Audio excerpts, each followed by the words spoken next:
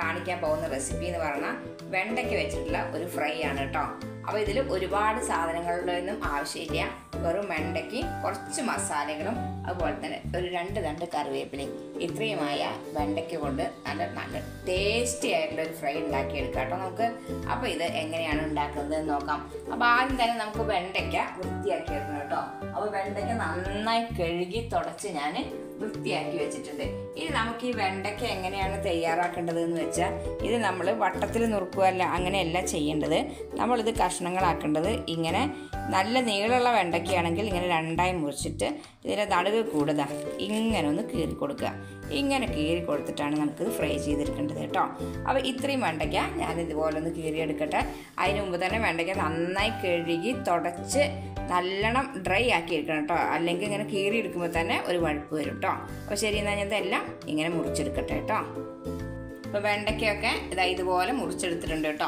അപ്പോൾ നല്ല നീളമുള്ള വെണ്ടയ്ക്കയാണെങ്കിൽ 2 പകുതിയാക്കിയിട്ട് ഇങ്ങനെ നടുവ് കൂടെ ഇതാക്കി കൊടുത്താൽ മതി. അല്ലെങ്കിൽ അങ്ങനെ ഒന്നിച്ച് തന്നെ മുറിച്ചിടാം കേട്ടോ, അധികം നീളമില്ല എന്നുണ്ടെങ്കിൽ കേട്ടോ.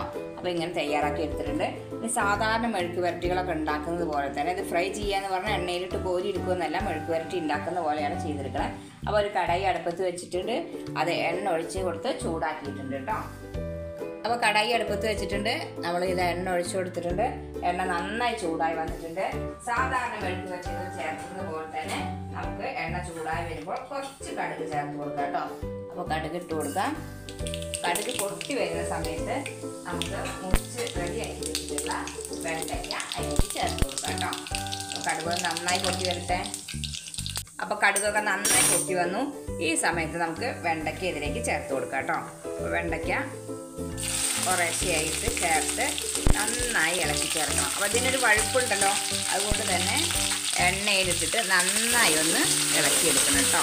അപ്പോൾ ഇതിൻ്റെ ഉള്ളിലത്തെ കുരുവൊക്കെ ഇതിൽ പെട്ടകാലം ഇടയ്ക്കൊക്കെ ഒന്ന് പൊട്ടുകയൊക്കെ ചെയ്യും. അപ്പോൾ കുറച്ച് ഡിസ്റ്റൻസിൽ നിന്നിട്ട് വേണം ഇത് ഇളക്കി കൊടുക്കാം കേട്ടോ.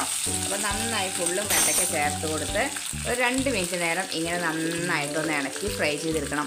അതിനുശേഷം മാത്രമാണ് ഇതിൽ മറ്റുള്ള ഇൻഗ്രീഡിയൻസ് ചേർക്കാൻ പാടുള്ളൂ കേട്ടോ. അപ്പോൾ ആദ്യം തന്നെ ഇത് വെണ്ടയ്ക്ക ഇട്ട് ഒന്ന് ഇളക്കി ചേർത്തതിന് ശേഷം നമുക്കിതിലേക്ക് കുറച്ച് ഉപ്പ് ചേർത്ത് കൊടുക്കാം. അതായത് ഈ ഭാജിക്ക് വേണ്ട, ഈ മെഴുക്ക് വരട്ടിക്ക് വേണ്ട നമുക്ക് ഉപ്പ് ചേർത്ത് കൊടുക്കാം കേട്ടോ.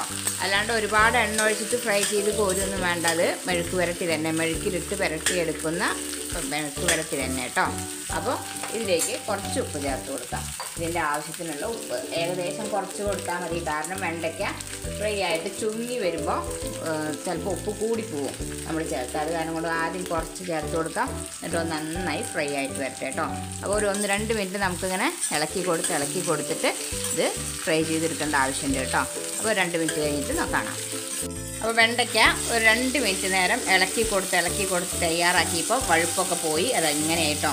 പിന്നെ വെണ്ടയ്ക്കയുടെ കാര്യത്തിൽ എന്താണെന്നറിയോ ശ്രദ്ധിക്കേണ്ടത്, വെണ്ടയ്ക്ക ഇട്ട് കൊടുക്കുമ്പോൾ തന്നെ നമ്മൾ ഇതിലേക്ക് കുറച്ച് ഉപ്പ് ചേർത്ത് കൊടുക്കണം. അപ്പോഴാണ് ഈ വഴുപ്പ് ഇങ്ങനെ പെട്ടെന്ന് മാറിപ്പോവും. അതുപോലെ തന്നെ ഗ്യാസിൻ്റെ ഫ്ലെയിം എപ്പോഴും കുറച്ച് കൂട്ടി തന്നെ വെച്ച് കൊടുക്കണം കേട്ടോ. സ്ലോ ഫ്ലെയിമിലിട്ട് വേവിച്ചെടുത്താൽ വെണ്ടയ്ക്കയുടെ വഴുപ്പ് പെട്ടെന്ന് മാറി കിട്ടില്ല, ആകെ കുഴകുഴാന്നാവും. അതുപോലെ അടച്ച് വെച്ച് വേവിക്കാനും പാടില്ല കേട്ടോ. ഇത്രയും കാര്യങ്ങൾ വെണ്ടയ്ക്ക നമ്മൾ മെഴുക്ക് വരട്ടിയൊക്കെ ഉണ്ടാക്കുമ്പോൾ സൂക്ഷിക്കേണ്ട കാര്യങ്ങളാണ് കേട്ടോ. അപ്പോൾ ഇത്രയായി കഴിഞ്ഞാൽ നമുക്ക് ഇതിലേക്കുള്ള മസാലകൾ ചേർത്ത് കൊടുക്കാം. ഒരുപാട് മസാലയൊന്നുമില്ല. എരിവിന് ആവശ്യമായ കുറച്ച് മുളക് പൊടി, ഒരു നുള്ള് മഞ്ഞൾപ്പൊടി, ഒരു നുള്ള് ഗരം മസാലപ്പൊടി, ഇത്ര മാത്രമാണ് മസാലയുടെ ആവശ്യമുള്ളൂ കേട്ടോ. അപ്പോൾ ഗ്യാസിൻ്റെ ഫ്ലെയിം ഈ സമയത്ത് നമുക്ക് സ്ലോ ആക്കി വെച്ചിട്ട് ആവശ്യത്തിനുള്ള കുറച്ച് മഞ്ഞൾപ്പൊടി, ആ വെണ്ടയ്ക്ക് ഒന്ന് അത് 2 ഭാഗത്തേക്ക് മാറ്റിയിട്ട് നടുവിലായിട്ട് ചേർത്ത് കൊടുത്താൽ മതി. അതിനുശേഷം കുറച്ച് മുളക് പൊടി ചേർത്ത് കൊടുക്കുക. മുളക് പൊടി ആവശ്യത്തിന് എരിവിന് ചേർത്ത് കൊടുക്കുക. അത് ഓരോരുത്തരും അവനവൻ്റെ ആവശ്യത്തിനനുസരിച്ച് ചേർത്ത് കൊടുക്കുക കേട്ടോ. അതുപോലെ തന്നെ വെണ്ടയ്ക്കയിൽ ചേർത്ത് കൊടുത്തിട്ടുള്ള ഉപ്പൊക്കെ പാടയിലേക്ക് നോക്കുക. എന്നിട്ട് അതിനനുസരിച്ച് ചേർത്ത് കൊടുക്കുക. ഇനി പെട്ടെന്ന് തന്നെ അതിനൊപ്പം തന്നെ കുറച്ച് ഗരം മസാലപ്പൊടി കൂടി ചേർത്ത് കൊടുക്കാം. ഗരം മസാലപ്പൊടിയൊക്കെ വളരെ കുറച്ചേ വേണ്ടൂ, ജസ്റ്റ് ഒരു മണത്തിന്. നമുക്ക് വെണ്ടയ്ക്ക അധികമില്ലല്ലോ. എന്താണ് ഇതിൻ്റെ കുഴപ്പമെന്ന് വിചാരിച്ചാൽ വെണ്ടയ്ക്ക ആകെ ചുങ്ങി വളരെ കുറച്ചാവും. അപ്പോൾ ഇതിന് നല്ലോണം എടുത്താലാണ് കുറേ ആളൊക്കെയുള്ള വീട്ടിൽ ഇത് കഴിക്കാൻ കിട്ടുള്ളൂ, അത്രയാണ്. അത് ചുങ്ങി വരും. അതാണ് കേട്ടോ. നമുക്കിപ്പോൾ ഇത്ര മതി, നമ്മൾ ഇത്രയേ ഉള്ളൂ. അപ്പോൾ നിങ്ങൾ ഓരോരുത്തരും അവനവൻ്റെ ആവശ്യത്തിനനുസരിച്ച് വെണ്ടയ്ക്ക എടുത്തു കഴിഞ്ഞാൽ അതിനനുസരിച്ച് ഉപയോഗിക്കാൻ പറ്റും. ഇതിനി നന്നായി ഒന്ന് മിക്സ് ചെയ്തെടുക്കുക കേട്ടോ. ഇനി ഇതിന് പണിയൊന്നുമില്ല. ഇതൊന്ന് ഇളക്കി ചേർത്ത് ഈ മസാലയുടെയൊക്കെ ഒന്ന് പച്ചമണം മാറണ വരെ ഒന്ന് നന്നായി ഇളക്കി ചേർത്തെടുത്താൽ മതി. അതിനുശേഷം നമുക്ക് മസാലയുടെ പച്ചമണമൊക്കെ മാറി എന്ന് പറഞ്ഞു കഴിഞ്ഞാൽ നമ്മളിവിടെ എടുത്ത് വെച്ചിട്ടുള്ള കറിവേപ്പില ഉണ്ടല്ലോ, അതിൻ്റെ മുകളിൽ കൂടെ ഒന്ന് ചേർത്ത് കൊടുക്കുക കേട്ടോ. എന്നിട്ട് ഒന്ന് നന്നായി ഇളക്കിയെടുക്കുക. ഇതിന് വേറെ ഒരു സാധനം ചേർക്കേണ്ട ആവശ്യമില്ല. അടിപൊളി ടേസ്റ്റി ആയിട്ടുള്ളൊരു മെഴുക്ക് പുരട്ടിയാണ്. വ്യത്യസ്തമായ രീതിയിൽ തയ്യാറാക്കിയിട്ടുള്ള ഒരു വെണ്ടയ്ക്ക മെഴുക്ക് പുരട്ടി. നമ്മൾ സാധാരണ ഉള്ളിയൊക്കെ ഇട്ട് കുറേ അങ്ങനെയൊക്കെയല്ലേ ഉണ്ടാക്കുക. അപ്പോൾ അതൊന്നും ഇല്ലാണ്ട് വെറും വെണ്ടയ്ക്ക മാത്രമായിട്ട് ഇതെല്ലാവർക്കും ഇഷ്ടമാവും കേട്ടോ. അങ്ങനെ ഒന്ന് ഉണ്ടാക്കി നോക്കൂ. വളരെ ടേസ്റ്റി ആയിട്ടുള്ളതാണ്. എളുപ്പത്തിൽ ഉണ്ടാക്കിയെടുക്കാം. ചെറിയ കുട്ടികൾക്കൊക്കെ വളരെ ഇഷ്ടമാവും. അത് എരിവൊക്കെ ഒന്ന് അഡ്ജസ്റ്റ് ചെയ്തിട്ട് ഉണ്ടാക്കിയാൽ മതി. അപ്പോൾ വളരെ ടേസ്റ്റി ആയിട്ടുള്ളതാണ് കേട്ടോ. അപ്പോൾ എല്ലാവരും ഈ രീതിയിൽ വെണ്ടയ്ക്ക മെഴുക്ക് പുരട്ടി ഒന്ന് ഉണ്ടാക്കി നോക്കണം കേട്ടോ. മറക്കരുതേ. അതുപോലെ തന്നെ നമ്മുടെ ചാനൽ സബ്സ്ക്രൈബ് ചെയ്യാതെ കാണുന്നവരൊക്കെ ഒന്ന് സബ്സ്ക്രൈബ് ചെയ്ത് സപ്പോർട്ട് ചെയ്യുക കേട്ടോ. അപ്പോൾ ശരി, എന്നാൽ അടുത്ത വീഡിയോയിൽ കാണുമ്പോഴേക്കും വീണ്ടും നന്ദി, നമസ്കാരം.